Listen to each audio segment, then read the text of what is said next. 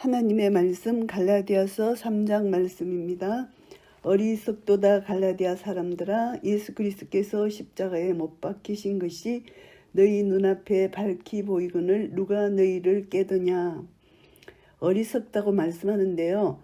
죄에 대한 책망이라기보다는 죄를 분별할 수 있는 능력이 있으면서도 그 능력을 사용하지 않는 것을 질책하는 그런 말씀입니다. 십자가에 못 박힌 것이 밝히 보인다. 이것은 미리 기록했는 것인데 너희들이 그것을 왜 모르느냐.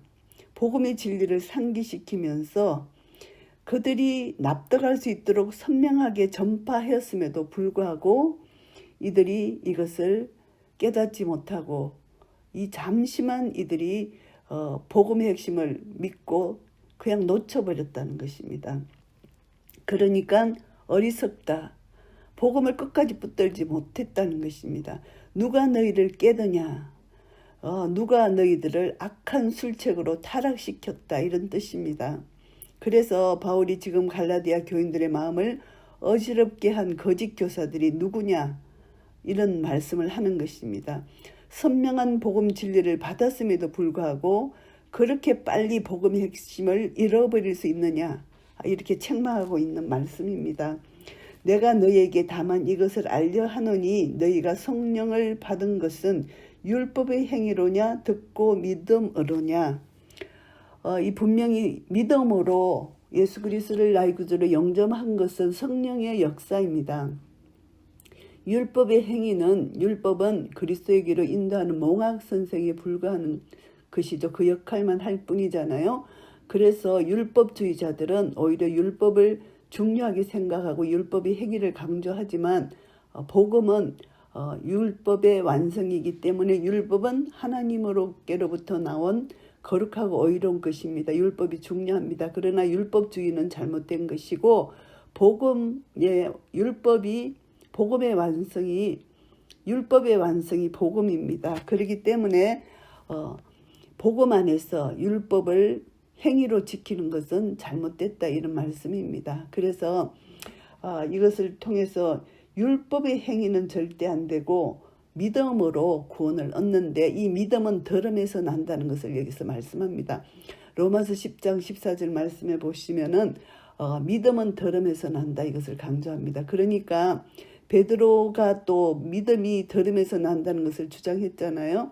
사도행전 15장 7절 말씀에 전파하는 자의 소명을 강조한 바가 있습니다. 그러니까 들음이라는 것은 전파하는 자가 성령의 사역으로 되어지고 성령의 능력으로 복음을 전파할 때 듣는 자는 성령의 능력으로 그것을 듣고 복음을 영접할 수 있다는 것입니다. 그래서 이제 인간이 행하는 행함 이것이 아니라 우리는 하나님이 성령의 역사로 이렇게 복음을 전하는 복음을 듣고 율법의 완성인 복음의 역사, 복음의 능력, 성령의 능력으로 받았다는 것입니다. 그러니까 율법의 행위가 아니고 듣고 믿음으로 성령의 능력으로 믿음을 받았는데 이렇게 쉽게 믿음을 잃어버리느냐 이렇게 책망을 하는 것입니다. 너희가 이같이 어리석으냐 성령으로 시작하였다가 이제는 육체로 마치겠느냐 성령으로 시작했다가 육체로 마치겠느냐 이 말씀을 하는데 성령이 하시는 일과 육체는 대조적인 것이잖아요. 그리스도로 말미암아 새 생명을 얻은 성도는 성숙한 신앙의 열매를 맺기 위하여 부단히 이렇게 믿음의 정진이 있어야 되는데 이것이 마땅한 것인데 오히려 율법의 종으로 돌아갔다는 것입니다. 도저히 율법의 종으로 돌아가서는 안 되는데 이미 자아는 십자가에 못 박혀졌는데 어떻게 이렇게 될 수가 있느냐. 그래서 성령으로 시작했다가 율법으로 마치겠느냐. 십자가가 헛된 것이냐. 이렇게 반문하는 것입니다. 너희가 이같이 많은 괴로움을 헛되이 받았느냐. 과연 헛되냐. 많은 괴로움.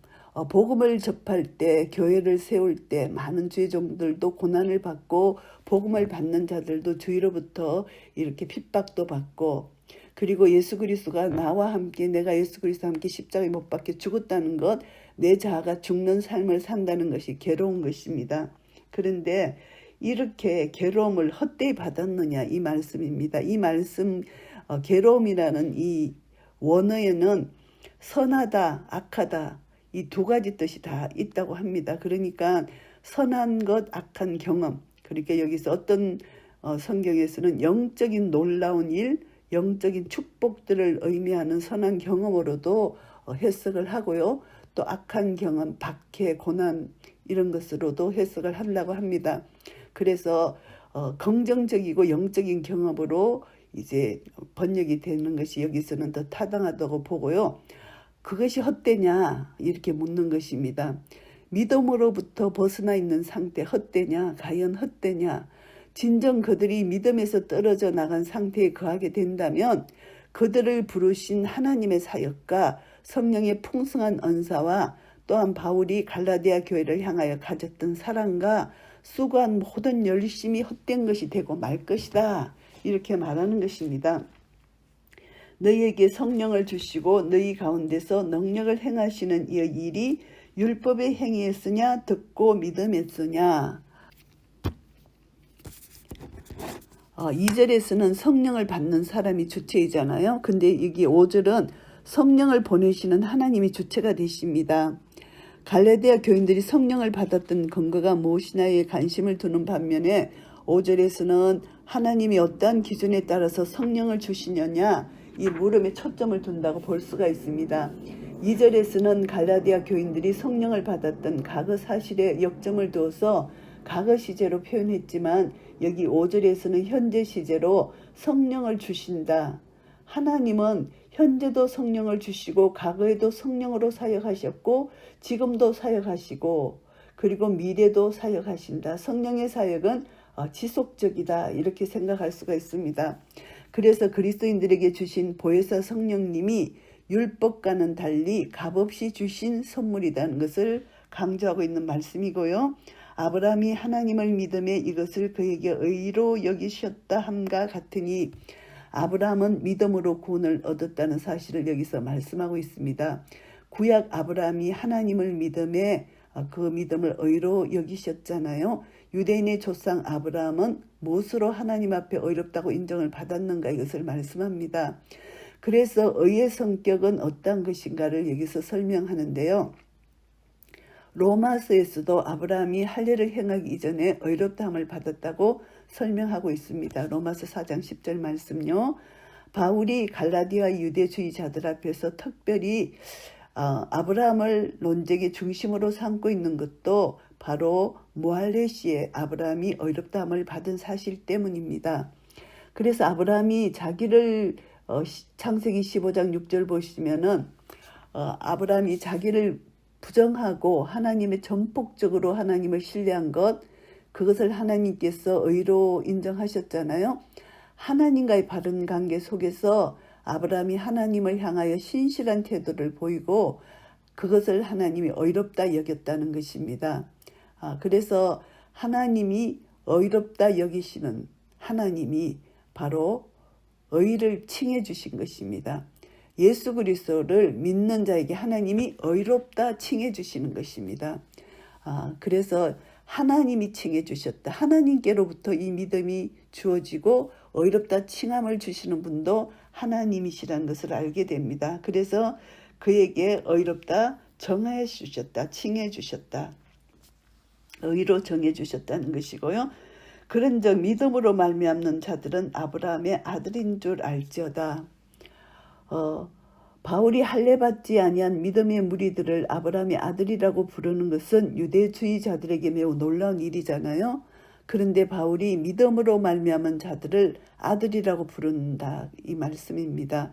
믿음으로 의롭다함을 받은 아브라함과 이들을 동격으로 취급하기 위한 것입니다. 그들은 아브라함의 영적 자녀들로서 아브라함에게 부여된 구원의 약속을 상속받는 자들이기 때문이다 이렇게 말씀하고 있습니다. 로마서 4장 13절 말씀에도 있고요. 에베소서 3장 6절 말씀에도 있습니다. 또 하나님이 이방을 믿음으로 말미암아 의로 정하실 것을 성경이 미리 알고 먼저 아브라함에게 복음을 전하되 모든 이방이 너를 인하여 복을 받으리라 하였으니, 정하신다는 건 하나님은 모든 것을 아시며 모든 것을 계획하신다는 것입니다. 로마서 3장 21절 말씀요. 하나님의 작정은 시간이 시작되기 이전에 세워져서 역사의 과정 속에서 변함없이 지속되는 영원한 것입니다. 에베소서 1장 11절 말씀요. 그래서 작정된 하나님의 의지는 변하거나 죄인의 반항에 의해서 실패하거나 좌절되지 않습니다. 하나님의 구원 계획은 역사 속에서 구체적으로 이루어 주시고 이루시는 것입니다. 성경이 미리 알고 그대로 하나님이 성경에 예언하신 대로 그대로 이루시는 것입니다.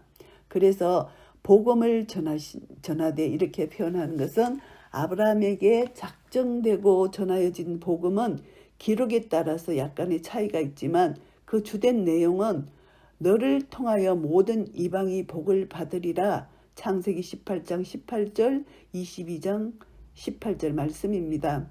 예수님께서는 아브라함이 메시아를 볼 때를 기다리며 즐거워하였다 이렇게 말씀하셨잖아요. 요한복음 8장 56절 말씀이에요.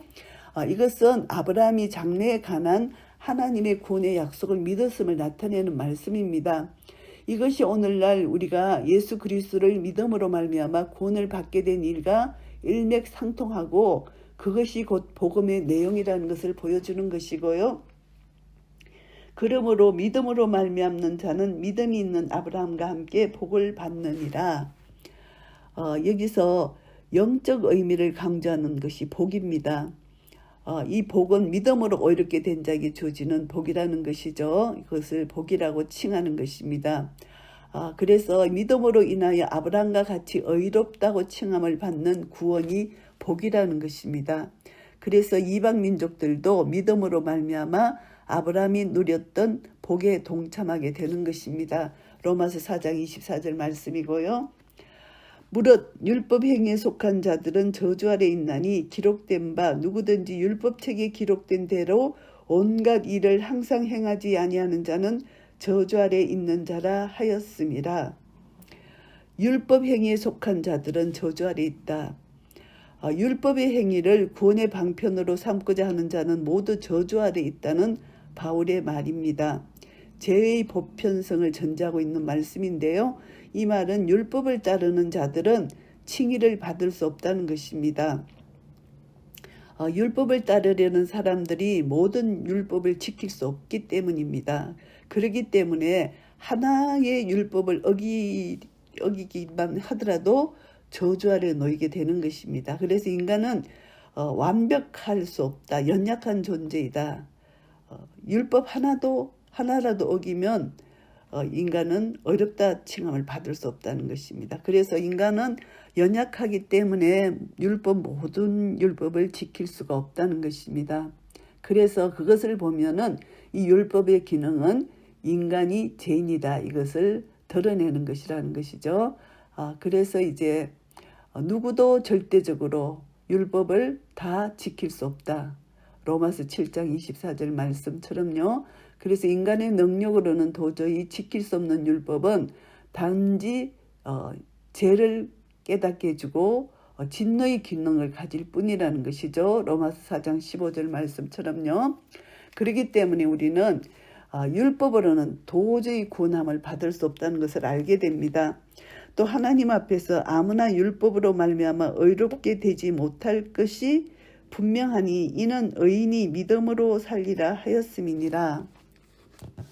의인이 믿음으로 산다는 것입니다. 의인이 믿음으로 산다는 것은 하박국 선지자 하박국서의 2장 4절에서 나오는 말씀입니다.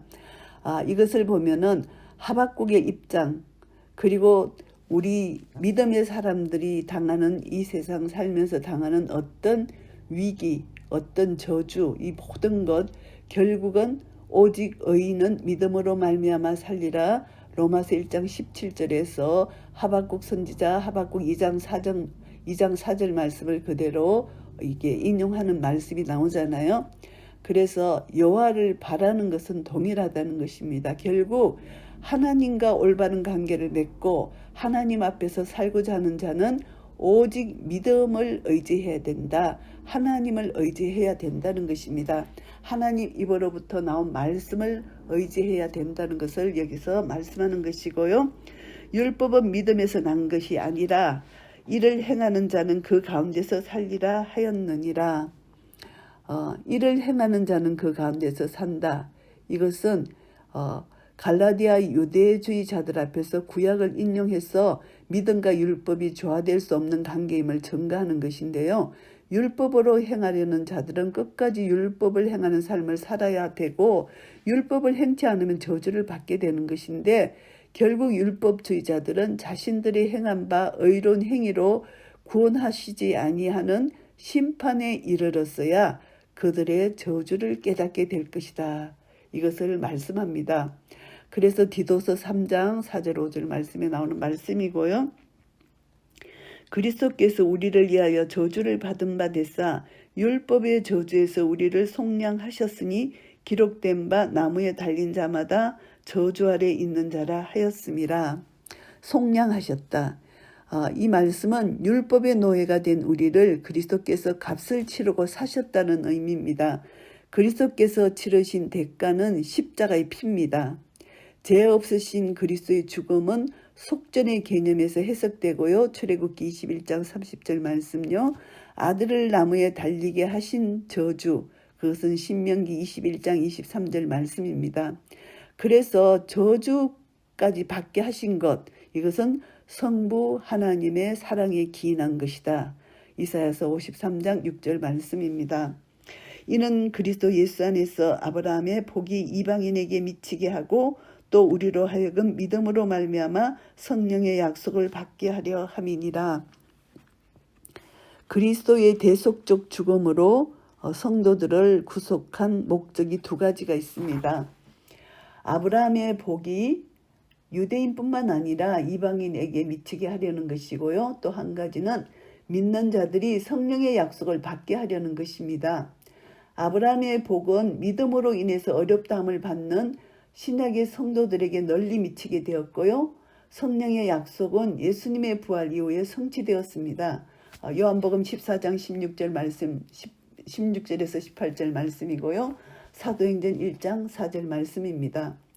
이처럼 어렵다함을 얻는 것과 성령을 선물로 얻는 것은 아브라함이 받은 복과 같은 성격이고요.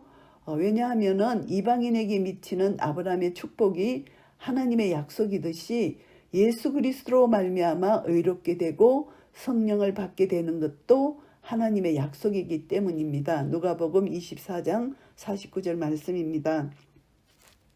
형제들아 사람의 예대로 말하노니 사람의 언약이라도 정한 후에는 아무나 폐하거나 더하거나 하지 못하느니라. 이 말씀은 하나님과 아브라함이 맺은 언약의 불변성을 설명합니다. 하나님의 언약은 사람이 맺은 언약과 큰 차이가 있는데요. 창세기 15장에서 하나님이 아브라함과 언약을 세우시는 것을 보시면은 그것에서 나타나는 것이 뭐냐 하면은 쪼갠 고기 사이로 짐승 사이로 이제 지나가시는데 언약을 파괴하는 자는 이 짐승과 같이 죽음을 면치 못한다는 것을 확인하시는 그런 언약입니다. 그런데 아브라함과의 언약에서는 하나님 자신만이 쪼갠 짐승 사이로 지나가시고 아브라함은 잠들게 하십니다. 하나님이 언약의 주권자로서 기필코 하신 약속을 이루시겠다는 강한 의지의 표현입니다. 그래서 이제 바울이 이처럼 하나님의 언약과 본질적으로 차이가 있는 사람의 언약을 예로 들어서 하나님의 신실성을 표현하는 것, 하나님의 언약이 절대적으로 성취된다는 점을 극명하게 보여주기 위함인데요. 이것이 헷불 언약이라고도 하잖아요. 그래서 하나님은 아브라함을 잠재우시고 쪼갠 고기 사이로 하나님이 지나가시는 이런 것을 언약을 이루셨습니다. 하나님의 놀라우신 사랑이죠. 이 약속들은 아브라함과 그 자손에게 말씀하신 것인데 여럿을 가리켜 그 자손이라 하지 아니하시고 오직 하나를 가리켜 내 자손이라 하셨으니 곧 그리스도라. 오직 하나를 가리켜 약속하셨다. 그래서 궁극적으로 메시아의 축복이 한 사람을 통해서 이루어진다는 것을 말씀합니다. 예수 그리스도를 통해서 그 복이 우리에게 왔다는 것이죠. 하나님과 아브라함이 맺은 언약의 중심을 그리스도에게로 이제 끌어오는 것입니다. 아브라함에게 계시된 언약은 그때는 육신적인 자손들이나 율법에 의하여 성취된 것이 아니고 예수 그리스도에 의해서 성취되었기 때문이다. 이렇게 말씀하는 것입니다. 그래서 약속의 성취는 그리스도다. 그리스도를 통하여 이루어졌다. 이것을 알게 되는 것이고요. 그림자로 나타난 햇불 언약이 이제 여자의 후손을 통해서 이제 예수 그리스도를 통해서 우리에게 주어진 이 언약의 약속이 이루어진 것이고요. 내가 이것을 말하노니 하나님의 미리 정하신 언약을 430년 후에 생긴 율법이 없이 하지 못하여 그 약속을 헛되게 하지 못하리라. 출애굽기 12장 40절에 근거한 이 기간이 430년이라고 이렇게 말씀하고 있습니다. 아브라함의 언약이 야곱에게 와서 확정되었습니다. 그래서 여기서 보면은 바울이 말하고자 하는 바는 아브라함의 약속으로부터 모세 율법이 주어지기까지 상당한 기간이 지났다는 이런 말씀을 하고 있는 것입니다. 만일 그 유업이 율법에서 난 것이면 약속에서 난 것이 아니니라. 그러나 하나님이 약속으로 말미암아 아브라함에게 은혜로 주신 것이라. 바울은 다시 한번 율법과 약속을 대립시키고 율법이 약속을 파기할 수 없다는 것을 강조합니다. 율법과 약속이 본질적으로 대립되는 이유는 율법이 행함을 근거로 하지만 약속은 은혜를 근거로 하기 때문입니다. 행함은 구원을 이룰 수 없으며 가까이 가면 갈수록 더 큰 저주를 초래할 뿐입니다. 그러나 은혜는 하나님께서 구원을 주시는, 값없이 주시는 그 구원의 은혜입니다. 그래서 이 구원의 영원 불변성을 우리가 알 수가 있습니다. 구원이 율법에 의해서 성취되는 것이 아니고 다만 율법은 구원을 이루는 수단으로 주어졌다는 것, 이것을 우리가 알게 됩니다. 그래서 우리의 구원은 약속에 의하여 주어졌다. 이렇게 우리가 생각할 수가 있습니다. 그런즉 율법은 무엇이냐? 범법함을 인하여 더한 것이라 천사들로 말미암아 중보의 손을 빌어 베푸신 것인데 약속하신 자손이 오시기까지 있을 것이라. 율법이 무엇이냐 하면은 율법은 범법함을 인하여 대신에 제가 무엇인지 알게 하시려고 율법을 주신 것으로 이렇게 말씀하고 있습니다. 로마서에서도 율법의 목적을 논하면서 율법으로는 죄를 깨달음이라 로마서 3장 20절에 말씀하고 있습니다. 그래서 율법이 주어지기 전에 인간들이 죄가 무엇인지 몰랐다는 사실입니다. 죄는 세상에 있었는데 죄가 무엇인지 몰랐다는 것입니다. 그래서 죄를 인식하도록 하나님께서 유대 백성들에게 율법을 주셨습니다. 로마서 5장 20절 말씀이고요. 천사들로 말미암아 중보의 손을 빌어서 율법을 주셨다는 것입니다. 모세에게 율법이 주어질 때 천사가 함께 했다는 것을 말씀합니다. 신명기 33장 2절 말씀했어요. 스데반은 율법을 천사로 전한 것이라 이렇게 사도행전 7장 53절 말씀에 언급하고 있습니다. 바울은 스데반이 따랐던 개념을 그대로 사용한 것이고요. 바울이 강조한 바는 천사가 중보자가 되었다는 것이 아니라 율법이 누군가에 의해서 최소한 천사와 모세에 의하여 전달되었다는 것을 말씀하고 있는 것이고요. 중보는 한 편만 이한 자가 아니나 오직 하나님은 하나이시니라. 중보 그 자체를 가리키는 것입니다. 여기서 보시면은 율법은 중보를 통해서 사람들에게 간접적으로 주어졌지만 하나님의 약속은 중보를 내세우지 않고 직접 세우셨다. 이 말씀을 하고 계십니다. 바울은 율법이 중보에 의해서 전달된 반면에 약속은 하나님에 의해서 직접적으로 주어졌다. 이것을 강조하는 것입니다. 그래서 약속이 창세기 15장에 기록된 대로 하나님의 주권적이며 무조건적인 일방적인 그런 은혜, 이것을 강조하고요. 율법보다 약속이 우월하다는 것을 증명하는 것이고요. 그러면 율법이 하나님의 약속들을 거스르느냐? 결코 그럴 수 없느니라. 만일 능히 살게 하는 율법을 주셨다면 의가 반드시 율법으로 말미암으리라. 율법이 약속을 폐할 수 없다는 것이 증명되었습니다. 율법과 약속은 서로 대립되지 않습니다. 왜냐하면 두 가지는 근본적으로 하나님으로부터 왔기 때문입니다. 율법과 약속이 서로 대립된다면 하나님의 속성이 우리 내부에서 서로 대립되는 것이 되고 말기 때문입니다. 약속과 율법은 서로 다른 목적을 위하여 주어졌습니다.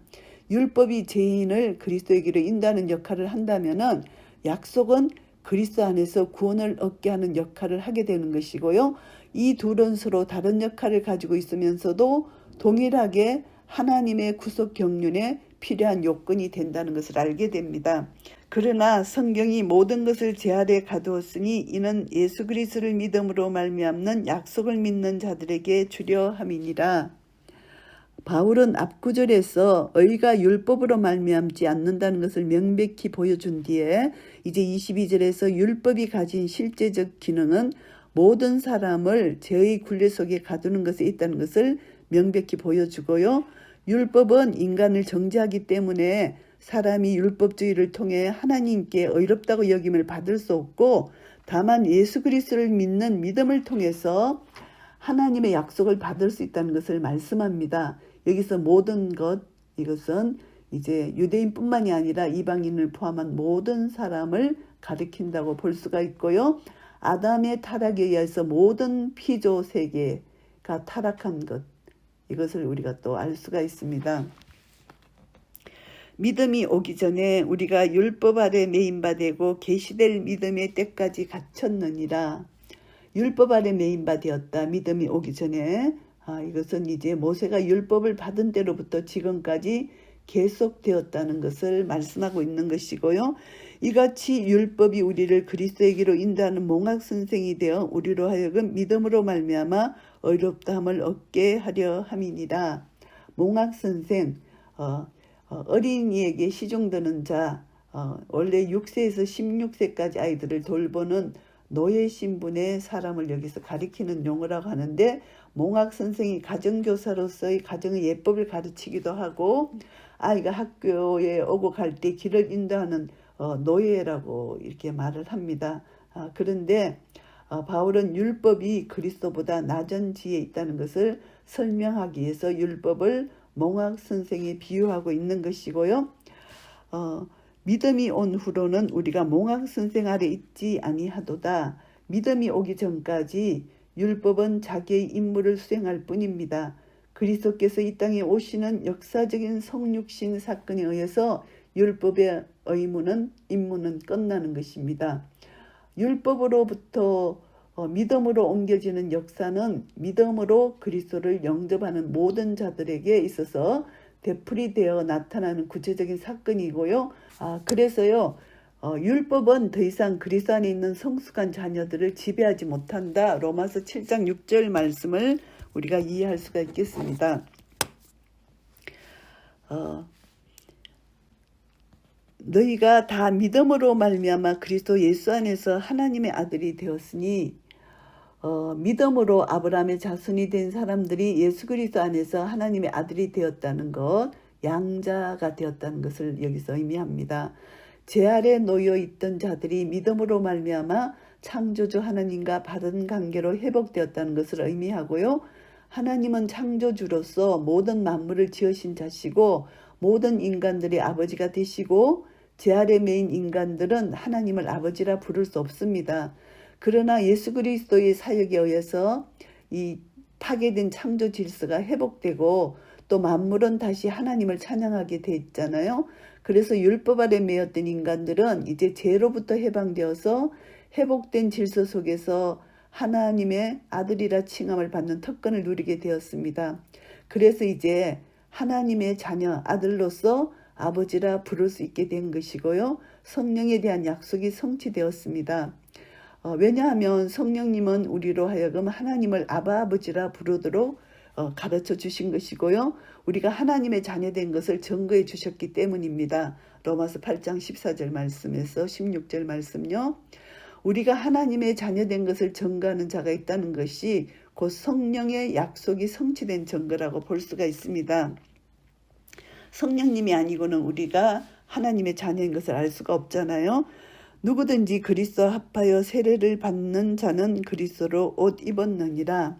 세례는 믿음을 통해서 이미 이루어진 그리스도와의 연합을 나타내는 예적 의식 이상의 의미를 갖는데요. 세례를 통해서 그리스도의 새 생명에 연합하게 되고 이로써 삶의 변화를 경험할 수 있게 되는 것입니다. 그래서 약속된 성령의 사역으로 구원의 인치심을 확증하게 되는 것입니다. 이것을 그리스도로 옷 입었느니라 이렇게 말합니다. 세례 받은 자, 이 다른 표현이죠. 그리스도로 옷 입었다. 예수 그리스도와 연합됐다 이것을 말씀하고요. 그리고 성령으로 거듭난 자들, 세상 가운데서 의와 진리와 거룩함을 따라 그리스도를 드러내는 의로운 삶을 사는 것이 당연한 것인데, 이런 자들을 가지고 그리스도로 옷 입었다 이렇게 말씀하십니다. 이것은 세상의 정욕과 썩어져가는 옛사람을 벗어버리고 하나님의 전신갑주를 입는 것입니다. 이것이 에베소서 6장 11절 14절 말씀이고요. 구원의 옷을 입는 것입니다. 이사야 61장 10절 말씀입니다. 너희는 유대인이나 헬라인이나 종이나 자주자나 남자나 여자 없이 다 그리스도 예수 안에서 하나이니라. 그리스도 예수 안에서 하나가 됐습니다. 믿음으로 말미암아 그리스도와 연합하여 하나님의 자녀가 된 성도들은 그리스도의 몸을 이루는 지체로서 하나가 된 것입니다. 그래서 누구나 하나가 될 수 있다는 것입니다. 믿음으로. 이 인종, 신분, 성별 차이가 없다는 것이죠. 믿음으로 하나님 아버지를 아버지로 부를 수 있는 하나가 되었다는 것이죠. 그래서 이것을 가지고 교회의 통일성을 가지고 있다는 것을 우리가 알게 됩니다. 이방인들에게 할례를 요구하는 유대주의자들의 우월주의 이 의식이 폐해지는 것이죠. 그들이 잘못된 것을 우리가 알 수가 있고요. 너희가 그리스도께 속한 자면 곧 아브라함의 자손이여 약속대로 유업을 이을 자니라. 유대주의자들은 율법을 통해서만 유업을 이을 수 있다고 생각했고, 유대인이 되려면 먼저 할례를 행해야 한다고 생각했습니다. 그래서 할례를 행하는 자들만이 아브라함의 자손이 될 수 있다고 생각했습니다. 이들은. 그리고 아브라함에게 약속된 유업을 받게 된다고 믿었던 것입니다. 그러나 바울은 이러한 상태에 있는 갈라디아 교회 유대주의자들을 염두에 두고 율법이 갖는 역할과 의미를 아브라함의 약속과 견주어서 설명합니다. 그래서 지금까지 논쟁을 결론 짓는 것을 보면은 아브라함의 자손으로 약속대로 유업을 이을 자는 그리스도께 속한 자라는 결론을 내립니다. 그리스도께 속한 자는 신분이나 사회적 지위나 인종에 관계없이 믿음으로 예수 그리스도를 자신의 주로 영접한 자를 가리킨다 이렇게 볼 수가 있습니다. 갈라디아서 3장 말씀을 정리하겠습니다. 율법과 복음에 대한 내용입니다. 1절부터 14절까지는 이제 율법과 믿음입니다. 아브라함에 관한 바울의 주장을 보면은 이제 아브라함이 율법을 지킨 인간의 노력에 의해서가 아니라 하나님의 약속에 믿음으로 응답함으로써 의롭다함을 얻는다고 강조합니다. 아브라함과 관련해서 바울이 갈라디아 교인들에게 역설하고 있는 사항을 보면은 창세기 15장 6절에 아브라함의 의는 전적으로 하나님의 약속과 그 약속에 대한 믿음에 근거한다는 것을 알게 되고요. 믿음으로 의롭게 된다는 원리는 모세 율법이 주어지기 오래전에 아브라함의 생애 가운데 이미 나타났다는 것입니다. 그래서 이 원리 후에 주어진 율법에 의하여 보충되거나 취소되지 않는다 이 말씀입니다. 아브라함에게 주어진 약속은 그의 혈통적인 후손뿐만이 아니라 그리스도께 속한 모든 사람들에게 적용된다는 것입니다. 왜냐하면 아브라함의 진정한 영적 신은 그리스도이기 때문이고요. 의인은 인간이 하나님의 약속에 대하여 믿음으로 응답함으로써 얻는 것이기 때문에 유대인들이 이방인 신자들에게 율법을 강요하는 것은 잘못된 것이라는 것입니다. 율법은 죄를 고발하는 것이죠. 그래서 어느 누구도 율법의 저주 아래에 있다는 것을 알게 됩니다. 율법으로 어렵다함을 얻을 수가 없다는 것을 알게 됩니다. 그리고 율법 정신은 하나님 사랑하고 이웃을 사랑하는 그런 율법 정신이 있습니다.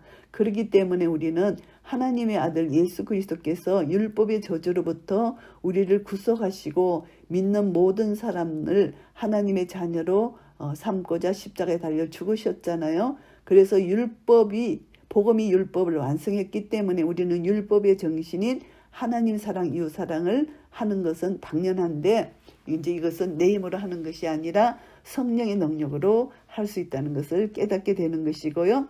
율법은 문자 그대로 법입니다. 무엇이 잘못된 것이고 무엇을 행해야 할지를 가르쳐 주는 것입니다. 율법이 인간에게 주어짐으로 해서 인간은 자기가 죄인이라는 것을 깨닫게 되고 죄의 책임을 져야 되고 전적으로 타락한 자신의 힘으로는 도저히 구원받을 수 없음을 깨닫게 되는 것입니다. 그래서 율법은 인간이 죄인임을 드러내주고 그리고 이제 형벌이 있다, 이것을 알게 됩니다. 그래서 구원의 필요성을 각성시켜 주는 것이 율법이고요. 복음은 율법을 통해서 인간이 죄인임을 보여주신 하나님의 그 사랑, 예수님의 희생을 통해서 무조건적 용서 사랑을 나타내 주시는 것이 복음입니다. 그래서 율법은 인간이 죄인임을 정령하고 경고하지만 복음은 또 그 죄의 문제를 해결하고 율법의 요구를 충족시킴으로써 구원 얻을 길을 완성해 주시는 것입니다. 그래서 사도 바울은 율법을 예수님이 왜 우리의 구주이시고 예수님이 그 구원이 왜 필요한 것인가를 가르쳐 주는 것이고요. 그리고 이제 인간의 구원이라는 것을 보면은 결국은 예수 그리스도를 통하지 않고는 구원함을 얻을 수 없다는 것, 율법을 통해서 우리를 깨닫게 해주시고 율법을 통해서 예수 그리스도가 필요한 것을 알게 된다, 이것을 설명하는 것이고요. 15절부터 29절까지는 이제 율법과 약속입니다. 율법보다 앞선 언약, 약속인데요. 하나님께서는 율법을 주시기 전에 아브라함과 언약을 맺으셨습니다. 창세기 17장 7절에서 9절 말씀에 있습니다. 그래서 이 언약에는 그리스도를 통한 만민 구원의 계시가 포함되어 있습니다. 언약은 율법보다 앞선 것이고 율법으로 대체될 수 없다는 것입니다. 그래서 430년 후에 생긴 율법이라는 표현은 시내산에서 성립된 모세 율법이 아브라함의 죽음 이후 430년 지나서 이스라엘 백성들에게 주어졌다는 사실을 알려주고요. 창세기 15장 13절, 출애굽기 12장 40절입니다. 그런데 율법주의자들은 이상과 같은 하나님의 계시 역사를 바로 이해하지 못하고 갈라디아 교회와 같이 주로 이방인들로 구성된 약한 교인들을 그릇된 교리들로 이렇게 잘못 오도한다는 것입니다. 그래서 이제 그리스도께서 이 땅에 오실 때까지 율법이 우리를 매인바 되게 하고 가둬둔다, 이렇게 설명하고 있습니다. 그리스도가 오시기 전까지 율법이 마치 간수처럼 인간을 가둬 잘못을 범치 않도록 지키는 소극적 목적을 지니고 있음을 말해주는 것이고요. 율법은 이러한 소극적 목적 이외에 인간을 그리스도께로 인도해서 믿음으로만 얻게 된다는 진리를 깨닫게 하는 궁극적 목적을 가지고 있다, 이것을 알게 됩니다. 그래서 우리는 이것을 통해서 다시 한번 우리에게 이 복음을 주신 하나님, 율법을 통하여 이 복음이 연속적으로 우리에게 주어지는 것이잖아요. 인간이 지킬 수 없는 율법의 의를 온전히 이루신 예수 그리스도의 십자가의 복음의 능력, 율법의 저주를 다 십자가에서 속량해 주신 그 십자가의 사랑, 십자가의 공의, 우리가 십자가로 다 완성된 그 사랑을 우리가 받았습니다. 그래서 결국은 율법의 저주가 내 대신 예수님이 다 받아주셔서 우리는 율법의 저주에서 해방됐습니다. 그리고 이제 예수 그리스도로 말미암아 새 언약을 받았습니다. 새 언약은 우리 마음의 신비에 새겨주셨고 새 언약은 성령의 법으로 주신 것입니다. 이 생명, 그리스도의 법으로 성령의 법으로 우리에게 주신 이 성령의 능력을 통해서 우리는 내가 거룩하니 너희도 거룩하라, 이 거룩한 성화의 길을 걷도록 우리를 가르쳐 주시고 인도해 주십니다. 그래서 예수 그리스도로 옷 입고 우리는 복음으로 이 무장해서 날마다 이 땅에 사는 동안 영적 전쟁이 있을 때 약속을 받은 자로서 그리스도께 속한 자로서 믿음으로 날마다 나아갈 때 우리는 예수 그리스도로 옷 입은 자, 하나님의 전신갑주를 입고 말씀으로 기도로 무장해서 날마다 영적 전쟁을 치를 때 어떤 삶 속에서도 우리는 넉넉히 영적 전쟁에서 승리할 수 있는 것입니다. 누가 우리를 깰 수 있습니까? 어떤 거짓 선지자가 우리를 깬다 할지라도 우리는 믿음에 굳게 서서 예수 그리스도로 뿌리를 내리고 믿음에 굳게 서서 감사함이 넘치는 삶을 살 수 있는 말씀의 능력이 우리 속에 주어져야 되고 흔들리지 않는 믿음이 우리 속에 있어야 된다는 것을 알게 됩니다. 우리는 예수 그리스도 안에서 하나가 되었습니다. 그리스도 안에서 하나가 된 자답게 우리는 어떤 상황과 형편 가운데서도 예수 그리스도로 옷 입은 자이고 임마누엘 하나님이 내 속에서 역사하시는 그런 은혜를 입은 자들입니다.